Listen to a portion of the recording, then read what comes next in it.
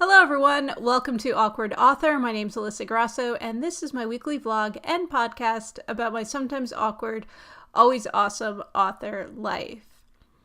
I've been dealing with some weird computer issues this week, so that has slowed me down in many ways. First off, I do want to apologize to folks who've left comments on my YouTube videos, and I haven't responded recently. And part of that was busyness, and part of that was every time I went to go respond, I was dealing with like a very slow, sluggish computer that wouldn't let me do anything.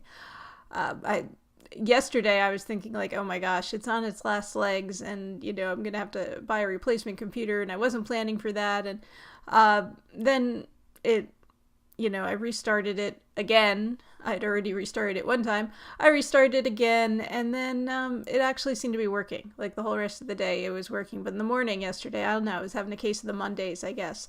A little bit scary, because I do a lot of stuff that requires use of the computer, and when it's not working, or when it's like taking like a half an hour to do something that should take 5 minutes, not only is frustrating, but it's I can't do, there's only so many hours in the day, and then I can't do what I need to do. So that I've had like 2 or 3 days this past week where it just at least part of the day anyway was not functioning the way it should have been, and I have no idea what it is. I mean, there's a lot of stuff on my computer, I'll give you that, but there's plenty of free space. It's not like I'm anywhere near running out of space on my computer. And I have the latest operating system. I have a dog who's here trying to get my attention for some reason. I have the latest operating system. I have pretty much, I stay up to date on updates. I have some updates for apps I don't even use, so I haven't updated those. But there's nothing that should really be, when I look at it, that should be slowing it down, and yet it isn't totally behaving properly. Although I will say right now, today, and at least yesterday afternoon, it was. So, sorry, that was the dog shaking and jingling there, as dogs do. This is apparently a new thing, that anytime I sit down now to make a video, he's suddenly awake and interested in getting attention, which, he used to just sleep through it, so I don't know. But anyway, my apologies to those of you who have been faithfully commenting and wondered where I am. I'm here. I'm going to try to get caught up on comments, hopefully before this video even gets posted. But if you're wondering if I'm ignoring you or not, I'm not deliberately doing it. I really do appreciate all the comments that you leave, and I will do my best to get caught up on things. Hopefully my computer lets me. I don't know. I don't know what's wrong, and so I can't even like fix it. And maybe I just had a couple of bad days. I don't know.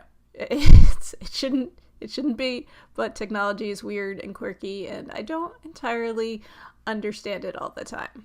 I think I mentioned to you in the last video I made that I was going to be getting together last week with a writer friend of mine who's also someone who I've been working on a collaboration with. And so we did have our meeting last Wednesday, and it went very well. We made a lot of progress in terms of plotting, and basically have our book now figured out to the end. We're just about the end, to the big scene at the finish.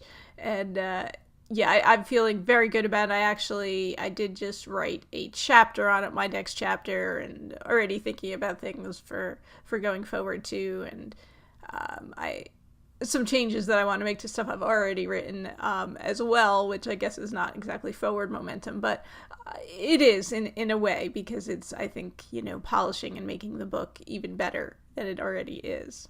The funny thing, I think, is that we had our meeting at a public place. We met up at a Panera, which is kind of like halfway between where we each live, because we don't really live anywhere near each other. So this was like a good logical meeting point. That was like the halfway point for us. And it's a busy restaurant. We're there around lunchtime, I guess, and so place is filled with people. And here we are, we're having like a conversation that's, we're writing a thriller. People are, there's bad guys, there's people getting killed and murdered and, attacked and stuff. And, so we're like, well, okay, so she has to die. Oh, he has to die. Oh, he's going to get, we're talking about all these things. Oh, we gotta have the gun and the knife and all this stuff we're talking about. And it's funny because like if anyone was overhearing us and didn't realize that, what we were doing is working on a novel, they might be a little bit alarmed. I don't know. Hopefully they realized what we were doing if they were listening in on our conversation. And if not, we frightened some people at the Panera in Morristown, New Jersey. And so I do apologize.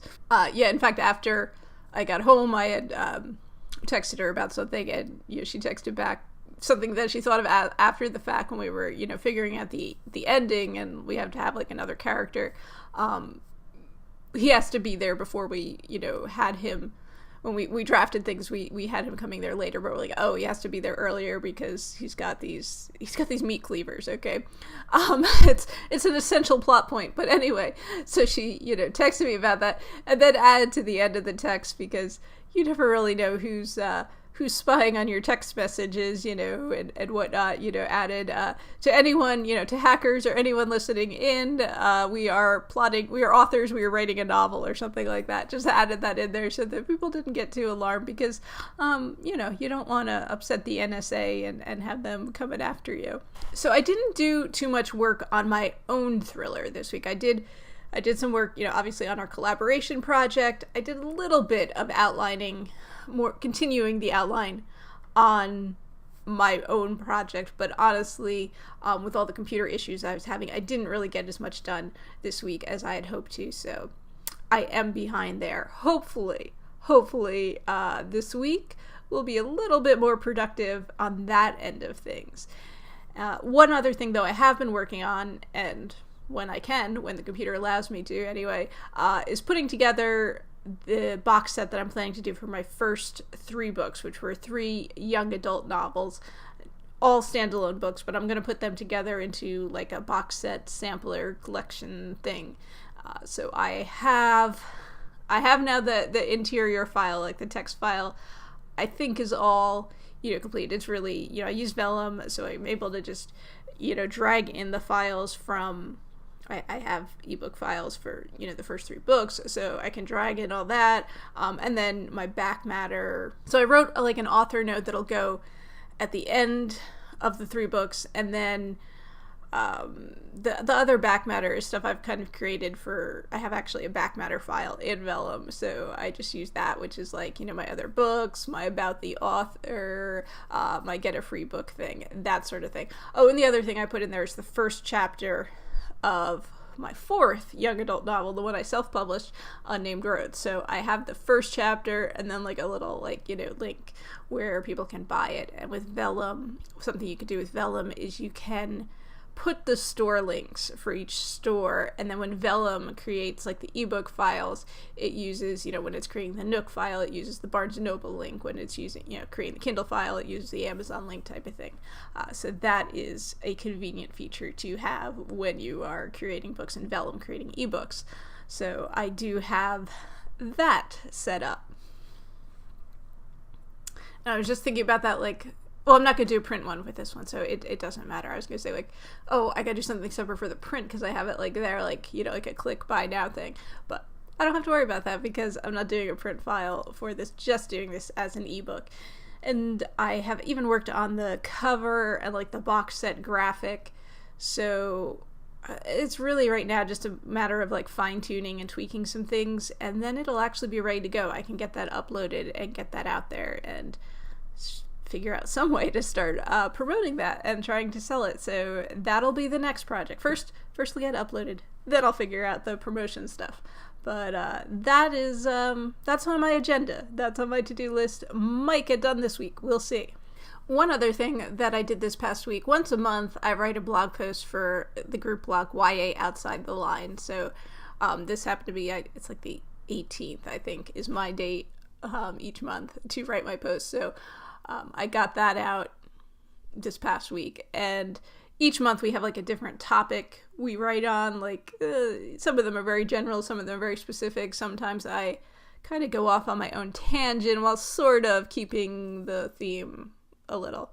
I don't know. I'm a weirdo, so I kind of like to do my own thing sometimes. But anyway, this month, our topic was where do you draw the line in terms of, you know, young adult? Like what lines can't you cross? I guess I forget exactly the wording of it, but basically the idea of, like, you know, what lines shouldn't you cross as a young adult author. Now, everything on our group blog is geared around YA stuff, young adult stuff, because we're all young adult authors, as in, not that we're young, but that we write for young adults. So once again, I kind of took that theme and ran with it and went a little bit further just to kind of identify what young adult books are and why it's such a confusing title for a category. It's not even a genre of books. And so you can read the whole post if you want, but to kind of summarize it, so first of all, I think young adult as a term is very confusing and misleading. It's not, I've said this before, it's not the worst book category name. I'm going to reserve that for new adult. And I have to say that in a certain way, because if I say new adult, you think I'm talking about like newly released adult books. But new adult itself is like a category of books. And it tends to be, new adult tends to be like either like, you know, women's fiction or romance tend to be the two categories that get classified as new adult. And what makes it new adult is that it's aimed at young adults, but no, it's aimed at like literally adults who are like in their 20s generally. That is like the target age range. And so they're, you know, maybe in college or usually like post-college or at least post-high school, and are trying to kind of make their way in the world. So they're not quite established yet, but they're, you know, dealing with the things that you deal with in your 20s kind of thing. So that is new adult. But it's such a confusing category title, because when you say it, like, it sounds like you're talking about newly released adult books, and literally, like, libraries and bookstores have sections that are new adult books, but not new adult books. They're books of newly released adult books, not books that are aimed at this, you know, 20-something crowd. So yeah, that's new adult. Now, young adult is actually aimed at people who aren't yet adults. It's aimed at teenagers. So, I mean, why? Why did they pick the term young adult? Because it's so confusing, because you think, well, young adult, it means someone who's like an adult, but young, like, you know, someone who's 19, 20 years old, maybe in their 20s, but it doesn't mean that at all. It actually means, you know, teenagers. And, you know, for most publishers, you know, young adult is defined as the target market being 12 to 18-year-olds. So your protagonist is most likely going to be between, you know, the ages of 12 and 18. So if they're older than that, you know, sometimes it happens with the young adult book that you'll have a character that's a little bit older. But generally, true young adult books, the character is going to be between the ages of 12 and 18, which is also, you know, the target market for young adult books. And that's like a pretty broad age range. Like, when you're thinking about the differences, like, you know, a 12-year-old versus an 18-year-old, like, it's very different, you know, life experiences going on. But so it does cover a pretty broad range of ages. And so, like, within young adult, you'll hear people talking about, you know, younger young adult books or mature young adult books and that sort of thing, to kind of break that up. But that is really what makes a young adult book a young adult book, is, you know, the character's age and the audience that it's marketed to. You know, it's marketed to 12 to 18-year-olds. Now, there are a lot of adults who actually read young adult books. And there's an article recently about, you know, more adults buy young adult titles than teens buy them or something. And I'm like, well, of course they do. Like, when you're a kid, like, your parents buy a lot of stuff for you. I mean, I'm sure more adults buy picture books than children buy them, because, you know, kids don't necessarily have money, and it's mom and dad who are actually doing the shopping. It's not like they're buying it for themselves, you know, they're buying it for their kids. So that was a ridiculous article. And also, you know, when you write children's or young adult books, a huge part of that market is school and library sales, and teachers and librarians, in all cases that I've experienced, are actually adults. So of course, they're a big market for young adult books as well. But what young adult isn't is, it's not specifically a genre of books. Sometimes it gets classified as that, and sometimes even I say that just to simplify things, but it's really not, because within young adult, which is a category of books, a division of books, you'll have all the genres that you have in general fiction. You'll have YA mystery, YA science fiction, YA fantasy, YA romance, YA contemporary, all of that are bundled into, this broader category of young adult books. So it, to call young adult a genre is a little bit misleading, because it really isn't. It's like the broad category that all these other genres are contained within. The other thing that YA is not is a reading level, and within the young adult category of books, you're going to find books at different reading levels. There's books that are definitely written for lower reading levels, and there are books that are basically indistinguishable from adult books in terms of the reading level, therefore. And so there isn't, if you're writing young adult books, unless you're writing, to a specific publisher's guidelines, or, if a publisher has a certain series or imprint that's like aimed at, either struggling readers or, lower reading levels, you probably aren't worrying too much about what reading level you're going to write for when you're writing young adult books. So it isn't a reading level. It's, it's targeted to 12 to 18-year-olds, but it's not assuming in any way that they're, behind adults in terms of their reading level. It's interest is what the difference is. It's stuff that'll interest 12 to 18-year-olds versus adult books, which may or may not interest a younger reader. And so finally, to get to what the heart of our post was for YA Outside the Lines, which was talking about the lines that you can and can't cross as a young adult author. I think the general consensus among all young adult authors, and among the authors who were writing this month for our YA Outside the Line posts, is that there really is no such thing. Like there is nothing that's off limits, I guess I will say. And that is something that does confuse a lot of people, people that are, interested in writing YA books or are new to the field. Like, maybe years ago, there were specific guidelines and specific rules for, writing for a target market such as 12 to 18-year-olds. That really isn't the case anymore. Now, different publishers will have, different requirements and stuff. So, if you are specifically, wanting to write for a certain publisher, maybe familiarize yourself with their rules. But otherwise, I would say don't worry about that. There's stuff that can always be changed in editing, and different publishers have different things, and you don't know where your book's gonna wind up. So I wouldn't try to write to specific rules and specific guidelines, because like I said, they do change from publisher to publisher. And to give an example, a friend of mine who we both had our young adult books out the same year. I remember she had some words in her book that had to be changed because her publisher, they allowed profanity, but to an extent, and so certain things they were just like, no, they wouldn't accept that. My publisher had no rules like that. It depends on the book. It shouldn't be gratuitous, obviously, but if it goes with the book and the character and the setting and everything, then it's probably okay. But anyway, so she had to change some words. So she has some, kind of dorky little, words in there that are clearly someone trying to make something clean that wasn't totally clean type of thing.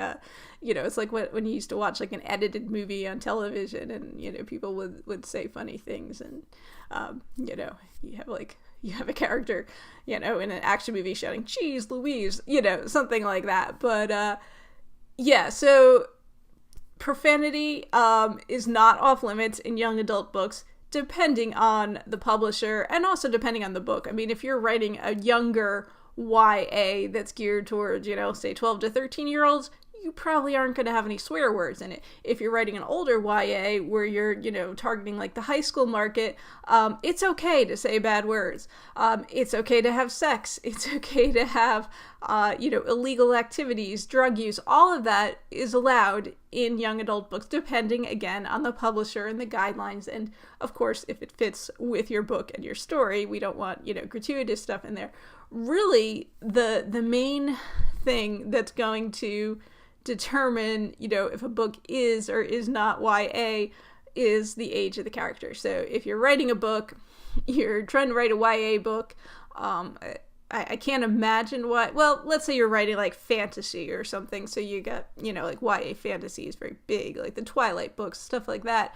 But those are, teenagers that they're about. So imagine if, like Bella was 24, or I don't know how old she is in the later book. She might get kind of older, but let's say she's 24. Well, a publisher's going to look at that and say, well, that's not YA. It's, she's too old to be considered a young adult character. So that's really an adult book, or, now we have that new category of new adult books. So that could be what it is defined as. So that is the line when it comes to YA books, is really the age of the characters. And you can have, obviously, you're going to have characters in a book that are older because people have parents and siblings and things like that. But the age of the protagonist is really the key. If you have a protagonist who's too old, then probably what you have is not a young adult book or a YA book. What you have is something for an older audience. And you would be best served marketing, or, if you're pitching it to an agent or a publisher, of defining it not as a YA book, but as whatever genre it is, or, if it fits like that new adult mode, that would work too. So yeah, just to recap, we call them young adult books. They aren't actually aimed at young adults. They're aimed at teenagers who are not yet adults. And so when you're writing for a market that actually is adult, like a youngish adult, you're actually writing either for the new adult market or just the adult market, depending on, the book and the subject matter. But I hope that helps to clarify things for those of you who are not too familiar with YA as a category or division of books and are curious about what makes a book YA or not, and, whether or not what you're writing or working on could be classified as YA. So that is what I have this week. I'm hoping that my computer behaves and I can get this video and podcast made and uploaded okay, and then I can get caught up on things, and also that I can make some progress with my writing and move ahead with the different projects I am working on. So I hope you all have a great week. Thank you for watching. Thank you for listening. Thank you for commenting. I do appreciate your comments. I will get caught up on them, hopefully, and I will be back again next week with a new video and podcast. If you'd like to know more about me, you can visit my website, which is alyssagrosso.com. That's ALISSAGROSSO.com. And I will see you again soon.